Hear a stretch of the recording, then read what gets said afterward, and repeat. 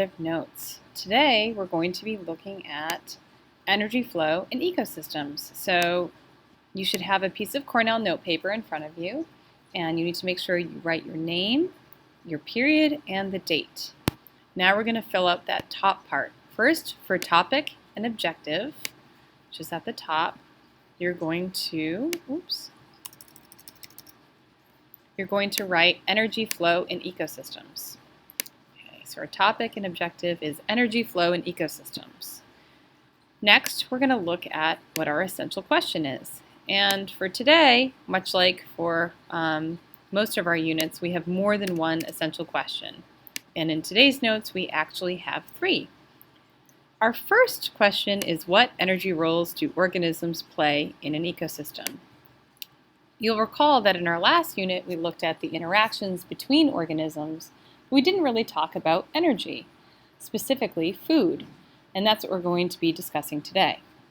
So what energy roles do organisms play in an ecosystem? That's our first question. Next is, how does energy move through an ecosystem?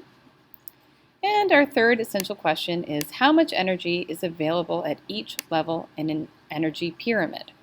So those are our 3 questions. What energy roles do organisms play in an ecosystem? How does energy move through an ecosystem? And how much energy is available at each level in an energy pyramid? And now we're going to head down into our notes section. So in our notes section, we're going to have a header for our first topic. And our topic is energy roles. And I like to have mine centered and underlined. Now, in any ecosystem, you have a bunch of organisms. And organisms are going to fill one of 3 roles. The 3 roles are producer, consumer, or decomposer. So each organism in an ecosystem fills an energy role of producer, consumer, or decomposer. And we're going to get into what each one of those words means a little bit more. But before we get to that, I want to talk about something that we mentioned in class. If you think about the energy in an ecosystem like a mobile, so I don't know if any of you have little brothers or sisters that perhaps have a mobile above their crib. It looks something like this. And say, and it's right now it's in balance, it's not moving. But if I were to remove this one hot air balloon from this mobile, it would set the whole thing off balance. The whole thing would tip. Every other part of this mobile would be affected by me removing this one balloon.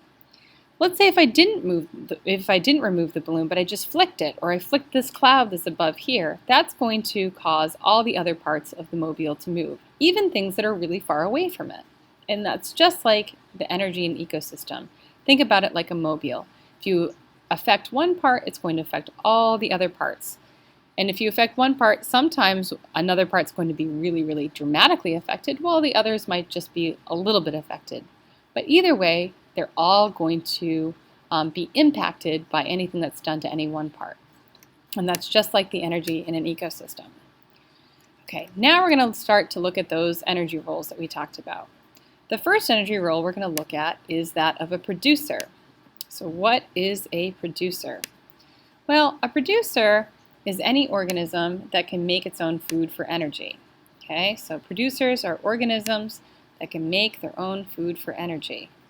And that doesn't mean that they're cooking in the kitchen.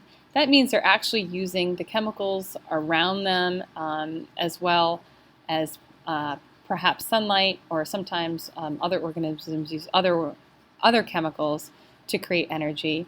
And those are called producers. But primarily we're going to look at plants as far as we're concerned. Another word for a producer is an autotroph. This is something that we've used before in other sections.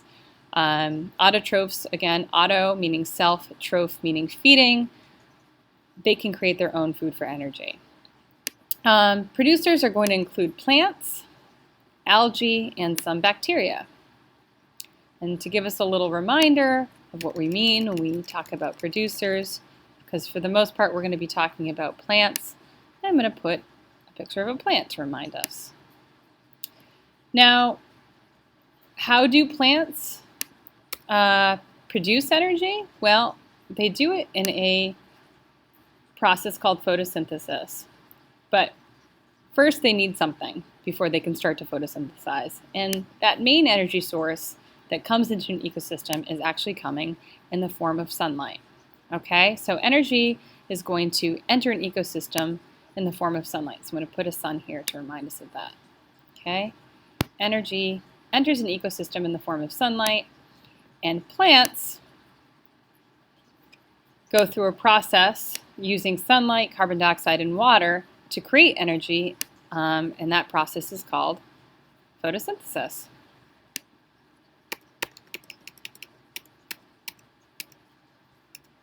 Okay, so plants produce their own energy using sunlight, carbon dioxide, and water in a process called photosynthesis.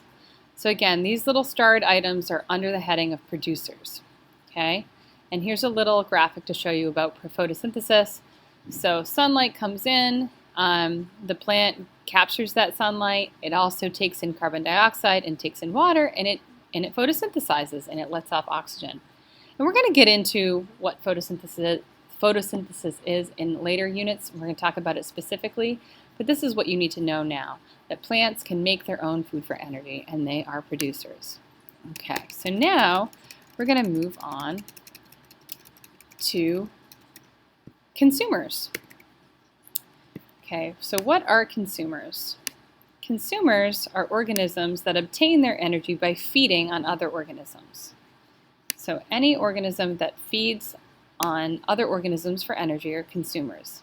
And just like we had the word autotroph to describe producers, another word for consumers are heterotrophs. Consumers are part of a group called heterotrophs, which we've learned about in past units. There is also another category of that are also called heterotrophs, but consumers is one of them. So anything that has to take in energy by getting it from another organism is a heterotroph. And we're going to look at 3 different types of consumers right now. So consumers can include the following. So consumers include things that eat only plants. And an example, and those are called herbivores.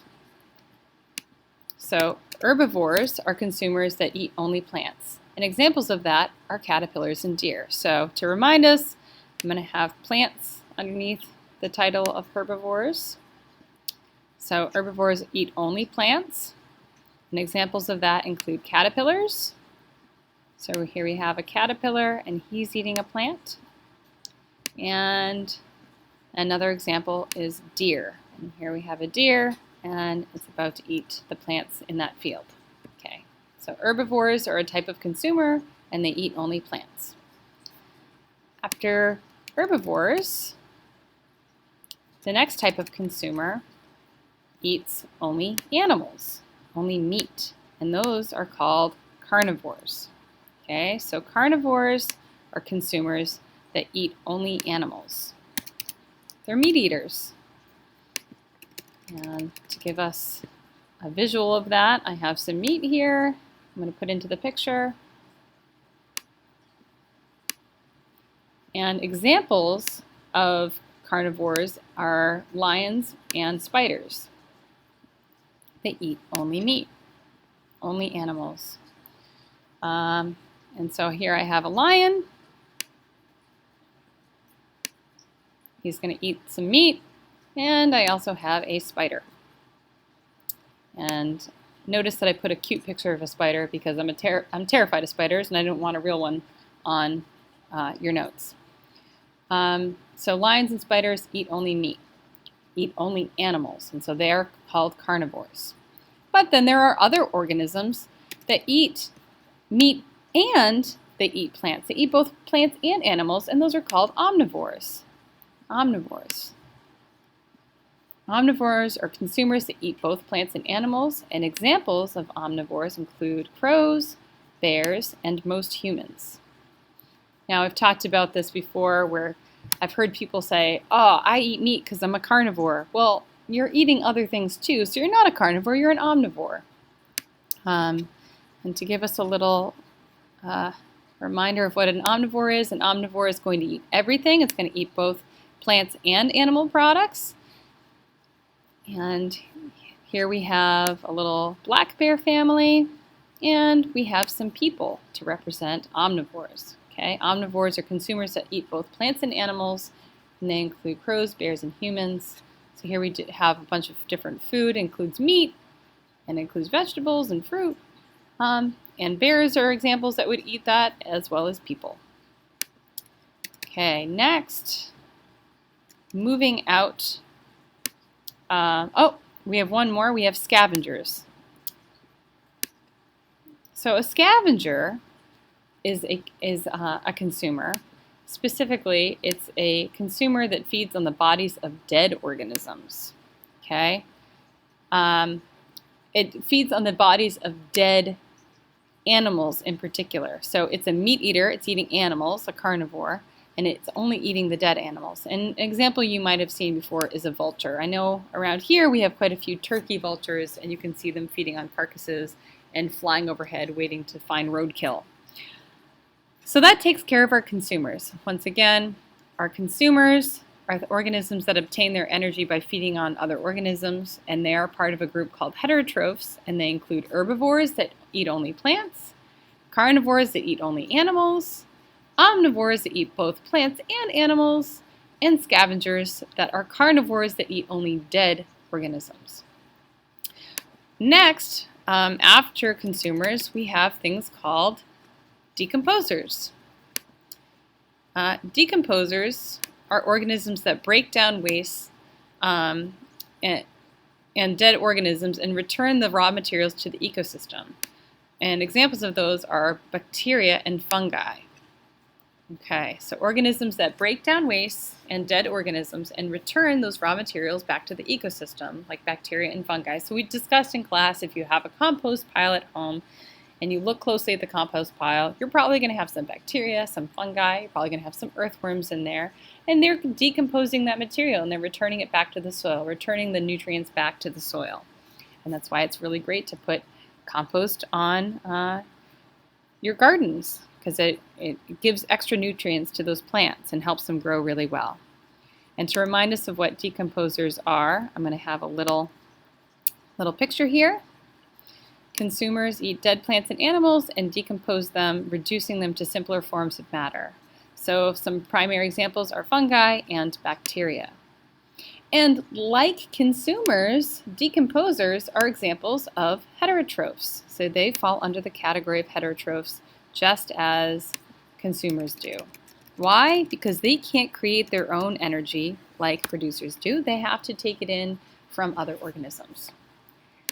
Okay, next we're going to have another heading. So we've completed our heading of energy roles, and now we're going to move on to food chains and food webs. So we're going to have a new heading here. Food chains and food webs. Oops, I'm sorry. Okay, here we go. Food chains and food webs. Okay, so I've started a new heading here. I'm going to give us some space. Food chains and food webs. Okay, the movement of energy through an ecosystem can be shown in two different types of diagrams, food chains and food webs. So I'm going to give us a little hint here that that's going to occur. Now, first we're going to start with food chains, and most of you have been familiar with what a food chain is. What is a food chain? So we're going to have our next. This is our first definition under this heading. What is a food chain? A food chain is a series of events in which one organism eats another organism and obtains energy. Now with a food chain, you're always going to have to start at the producer level because you want to start where the energy entered the food chain, and you're going to move up. So I'm going to give you an example here. So here we have grass that is eaten by a grasshopper, that is eaten by a shrew, that is eaten by an owl. So in this example, grass is the producer. The grasshopper that is eating the grass is a first level consumer. Then we have a shrew that is a second level consumer because it is eating an organism that ate a plant. And then we have an owl that is a third level consumer. A third level consumer is an organism that has eaten an animal, that has eaten another animal, that has eaten a plant. Okay, so those are our examples of a food chain, and I also have this to show you here.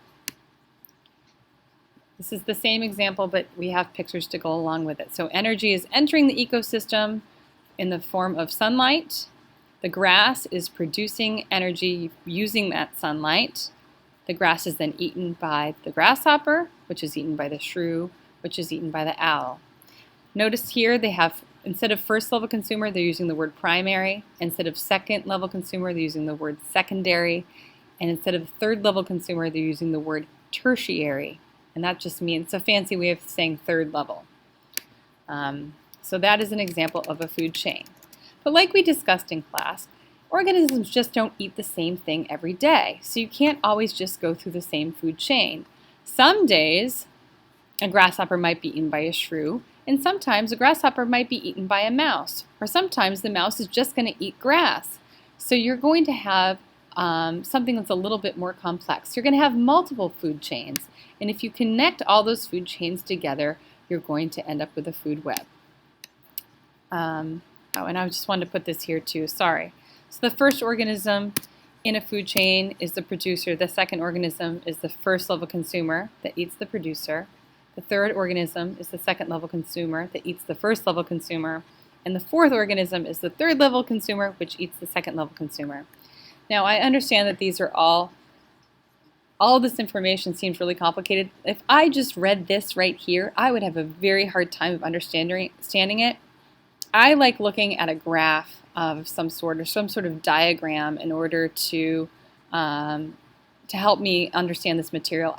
In fact, I like having pictures. So I like looking at this picture to help understand it. So if you're reading this and you think, what the heck is this talking about? Well, look up to the diagram up here, and hopefully that can help you understand it a little better. But again, if you have multiple food chains together, you're going to end up with a food web. Okay, so a food web is a way to show the flow of energy through an ecosystem that consists of not just one food chain, but of many overlapping food chains. So here we have an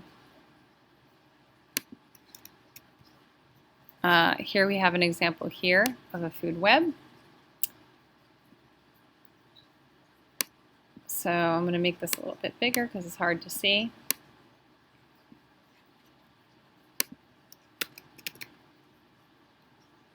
Just as I talked about before, so sometimes the grass is going to be eaten by a mouse, sometimes it might be eaten by a rabbit, and sometimes it might be eaten by a grasshopper.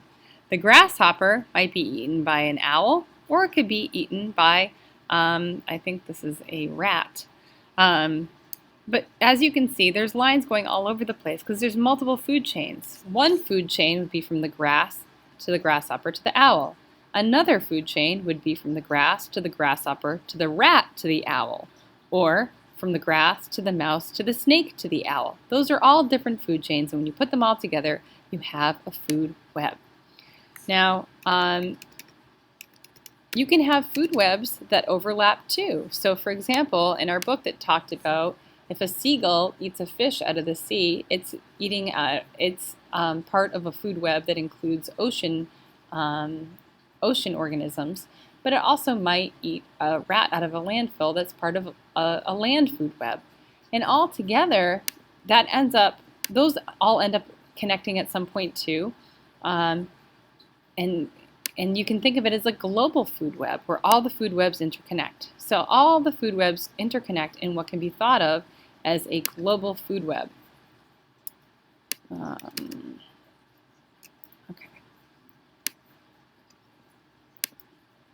All right, and here's an example to show a picture of what that might look like.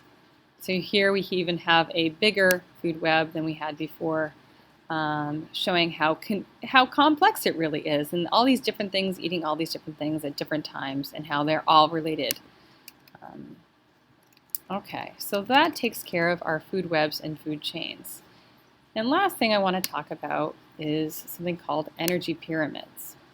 So what is an energy pyramid? And we're going to actually create a new heading, energy pyramids. An energy pyramid shows the amount of energy that moves from one feeding level to another in a food web. So, oops, sorry, having some technical difficulties. Right. An energy pyramid is a diagram that shows the amount of energy that moves from one feeding level to another in a food web. So let's look at an example right here. I'm going to put one in.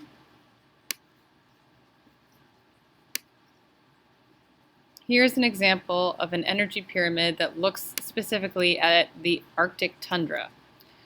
So at the bottom you have shrubs, moss, wildflowers, grass, lichen, and those are all producers. And those producers produce a bunch of energy, and then they're eaten by the primary consumers. Well, the primary consumers are only getting about 10% of the energy that was created by the producer, because the producers are using a lot of that energy to grow and do all the things that they need to do to live and survive and to reproduce. The primary consumers, when they're eaten by the secondary consumers, are also passing on only about 10% of their energy to the secondary consumers, and the secondary consumers are only passing about 10% of their energy to the third level consumers. So as you can see, the amount of energy available is really dependent upon the producers, which is then dependent upon the primary consumers, secondary consumers, and the third level consumers. So you'll never have as many Arctic wolves in an ecosystem as you do wildflowers. Why? Because there's just not enough energy left over. So it gets smaller and smaller as you go up. So I'm going to have you write that down as well. The most energy is available at the producer level of the pyramid, and as you move up the pyramid, each level has less energy available than the level below. And only about 10% of the energy from one food level is transferred to the next. The other 90% is used for the organism's life processes or is lost to the environment in the form of heat. So all of this stuff, the energy pyramid, what is this related to? It's related to the carrying capacity of an ecosystem, and that's something that we've discussed before. So I'm not going to give a definition here, but I want it to be noted that this is related to carrying capacity. If you only have so many producers, it can only carry so many primary consumers, which then is going to determine how many secondary consumers and third level consumers you can have. So that's our notes for today. Once again, let me do a little recap. We talked about energy flow in ecosystems, and first we talked about energy roles and discussed what a producer, consumer, and decomposer is. And then we also talked about food chains and food webs, and we discussed that food chains are the series of events in which one organism eats another and obtains energy, and food webs is a way to show how all the food chains interconnect and transfer energy. And our last thing we discussed was energy pyramids.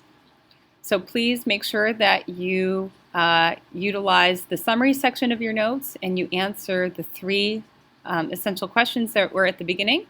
And thank you very much.